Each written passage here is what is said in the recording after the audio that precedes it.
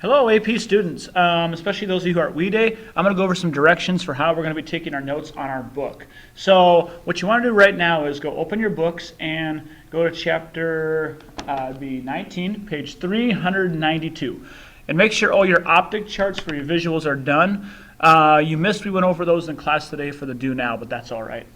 So go to page 392, and what we're going to start is looking at our headings today and looking at our first sentence, last sentence of a section, and what are the important details. So let's start by changing on page 392. It says the regional states of medieval Europe. That's our main heading. So what we're going to do first is we are going to change that into a question. So that's one of the main headings. So we're just going to change that to what were the regional states of medieval Europe like? We'll change that to a question. Then we will, first what we're going to do is we're not going to read the whole section, it's just one paragraph there. We're going to read the first sentence and last sentence. So put FS/LS, which stands for first sentence, last sentence. And normally in textbooks, the writers of a textbook will normally put the most important information in the first sentence of a section or the last sentence of a section. Just like you guys normally do with papers with your thesis statements, topic sentences, and conclusions. All right, so if I read it from our book, Traditions and Encounters, I have, long after its disappearance, the Roman Empire inspired European philosophers, theologians, and rulers who dreamed of a centralized political structure embracing all of Christian Europe. Now I'm going to stop there. Now I'm going to go to the last sentence of the section, which begins with thus. Thus, medieval Europe was a political mosaic of independent and competing regional states. So I kind of know that from reading these two, that the dream is to have a united Christian Europe. Then I kind of get reality. Reality is not like that, though. The reality is that Europe was divided in different states. And by states, I kind of mean countries. So if you want to put countries after that, you can. And this is what I would have for my first sentence, last sentence, which is pretty much telling me, the most important idea I need to know. You want this united Christendom Europe, but it ain't happening. There's a whole bunch of different kingdoms that end up forming, so Europe doesn't become this big united Roman Christendom empire. Now, if I look at the map on page 393, which is Opticon, I can see there's a Holy Roman Empire there, which oddly enough doesn't include Rome.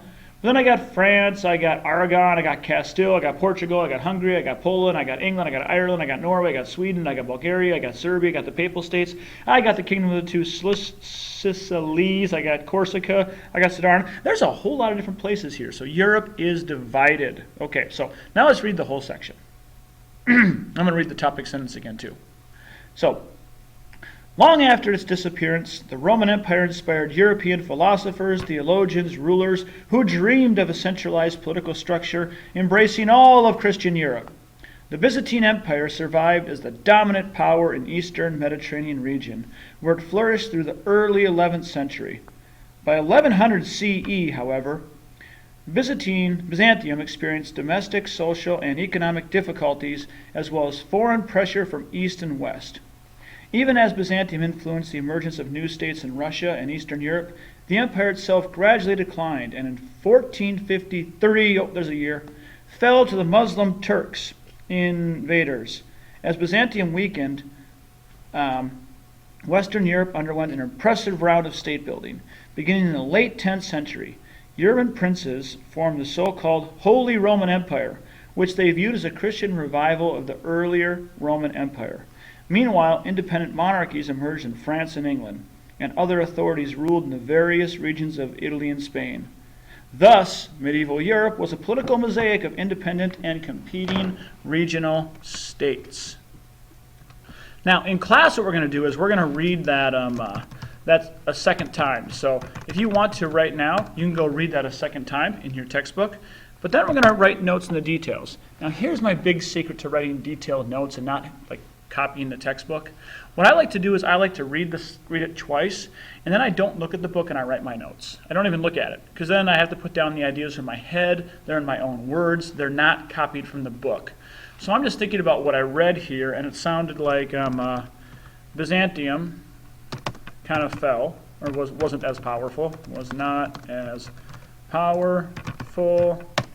And if I'm looking for a time period around, like, I think it was like around 1100. Sometimes I have to look back at the book when I'm doing this. Around 1100 CE. But Western Europe got stronger. Another important thing I remember is that the city of Constantinople, and let's see if I spelled that right. Can I do it? Yes, I spelled it right. Good. Constantinople was taken over. Now here I might have to look back at the book because these years are important. Let's take a look there, and it's 1453. So 1453. Oh, the empire fell. The empire fell. Sorry, I'm giving you other information. So 1453, the Byzantine Empire fell. So I would go the Byzantine Empire was taken over 1453 by the Turks, and that's kind of a big deal. So, all right, so that's kind of what and maybe just one last detail I would get down here would be like there was the Holy Roman Empire, got strong with other independent states. And I would put down something like that, and that would be my details for our first section, pretty much on what were regional states of medieval Europe like. Okay. One last thing you might want to do is, I haven't done it yet, is just put a page number up here so you know exactly where this is if you have to go back to your book ever. So put page 392 right there from our Traditions and Encounters book. And now let's look at our second section, which is says the late Byzantine Empire. And then right underneath it we have another one that's called social and economic problems. So I might write down my first question, which is just a kind of a section title saying, what was the late Byzantine Empire like? Got a question there. And then it says social and economic problems. Oh, that must be talking about the Byzantine Empire. So what were the social and economic problems like in the Byzantine or Byzantine Empire? I don't know if it's Byzantine or Byzantine. I always get those confused. So anyway, I'll write that down. And then this one's kind of short. So again, what I want you to do right now is, in your book, you could do this. I'm not going to do it. You may read your first. And this one you're probably a little more confused by. It's not as perfect. First sentence and last sentence. We know that the THIEVES system worked in the Byzantine Empire for 300 years, but later had problems getting taxes. So that is pretty much the first sentence and last sentence when you read that section. I'm just going to do a little bit of space right there. All right, so now that we got that, let's fill in some of our details. So now what you may do is you may go back and you may read, it's just a paragraph, so go read that paragraph. And by reading that paragraph, I kind of got the idea that wealthy,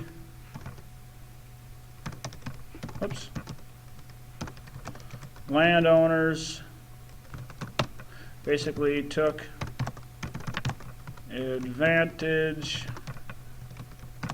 of theme system, didn't pay taxes, and pretty much the workers became landless peasants. Oh, did I make them birds? No, did I spell that wrong? All right, let me fix it there. Okay, became landless peasants. Okay, so wealthy landowners took advantage of the theme system, didn't pay taxes. Workers became landless peasant. Rich took their land. So the rich get more powerful, take land, don't pay taxes, and the poor people are basically working for the rich. And that is basically what that section is talking about. Well, let's continue looking at our headings, our first sentence, last sentence, and the rest. And this says challenges from the West. So What were the challenges from the West? If I look back, this is still about the Byzantine Empire. So what were the challenges from the West to the Byzantine Empire? Yeah, that sounds good. All right. And there we go. And now again, first sentence and our last sentence. So not the paragraph, but the whole section. So this one's got, well, it's actually one large paragraph. So read the first sentence and the last sentence first. And you may do that now. So basically what I can see here is that they had domestic problems. So there were domestic, that means kind of like at-home problems. Domestic problems for the Byzantine Empire. And they also had foreign challenges. Domestic problems for Byzantine empires along with foreign challenges came. And this all leads to basically the Byzantine Empire gets defeated. I can kind of infer that from the end there, but they are able to retake their capital in 1261, but they never recover. So what can I get from this? I basically they have these domestic problems, all these rich landowners from above. They have there's foreign problems that are happening, and they get defeated in their capital. They lose it in 1261. They get it back, but they never recover, and they are weak. And that's pretty much what this section is going to tell us. Now we got to, again, fill in some details. So we got the big picture, the main ideas, but let's fill in our details now. And to do that, you may read that long paragraph. If you want to, you don't quite get it, read it 2 times. All right, what I got out of that was that the 1200s really sucked for the Byzantine Empire. They were like being attacked by a lot of people. So the Byzantine Empire was attacked by the Normans, who are ancestors of the Vikings.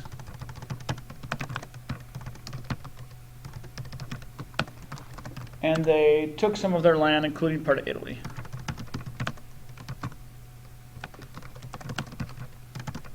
Just kind of summarize that a bit there.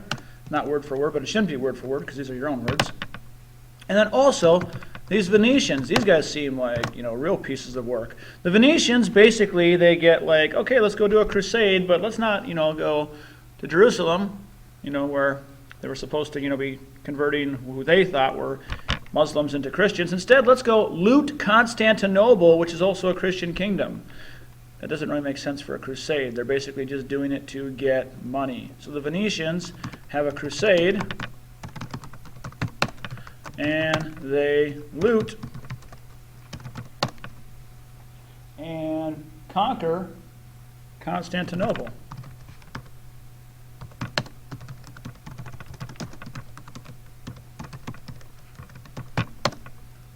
But then again, they are able to get it back after a while. But yes, so basically they're getting attacked, and most of this by Europeans actually, which is causing the Byzantine Empire to fall. So this is how Thieves' notes are going to be taken. We see it here, how it's done. It's going to take you a little bit of paper. There's no objectives this time. So just take the notes like this. Make sure you get the first sentence of a section, the last sentence of a section. Even if it's more than one paragraph, just do the first of the section, last of it, and then fill in the details you can. How many notes should you have in total? I mean, obviously every section, first sentence, last sentence.